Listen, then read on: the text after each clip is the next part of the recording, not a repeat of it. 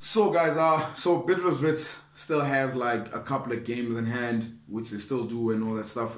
They still can close the gap if possible. My only biggest worry with Wits is that the next game is Cape Town City. You know, it's not going to be an easy game. I know they're not having a great season too, but nobody really wants to play Cape Town City because you don't know which team could turn up. And my biggest worry about Wits is that squad is too thin, man. It's too thin. It's you know, Gavin Hunt even said in his post-match interview was to say that he only has 21 players, the squad is thin. It's almost like even you, like if you're watching Wits, you could probably predict like almost every game which team is going to line up within the AF's Premiership. You can almost predict like who's going to play in the midfield, who's going to play in defense and all that stuff. And when you have too many players playing so many games, you're playing CAF, you're playing the league now, you know, they're having to deal with that schedule of traveling and all that stuff. It's too thin. With the Sundowns on the other hand, they have a bigger squad. And also Peter has got that experience of having to compete in so many competitions for that long. Gavin Hunt, on the other hand, it seems like this season it's something new with regards to having to travel this long and all that stuff.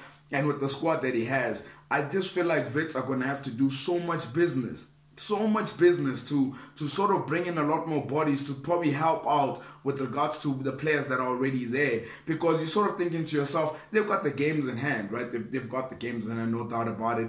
But there's a bit of me that feels like I don't even think Chiefs should worry. I don't even think Sundowns should probably worry to say they're going to catch up, because you just sort of feel like this fatigue eventually is going to catch up. And I think even today's game, it showed. You had so much time to rest. You play up against Sundowns, and you were the team that was defending constantly most of the time. You know what I'm saying? And now you have, in a couple of days' time, you have Cape Town City as well. Home game, which is great, but the fact that it's the same players that are playing a lot of games. There's not much rotation going on, and he doesn't have a choice not to rotate.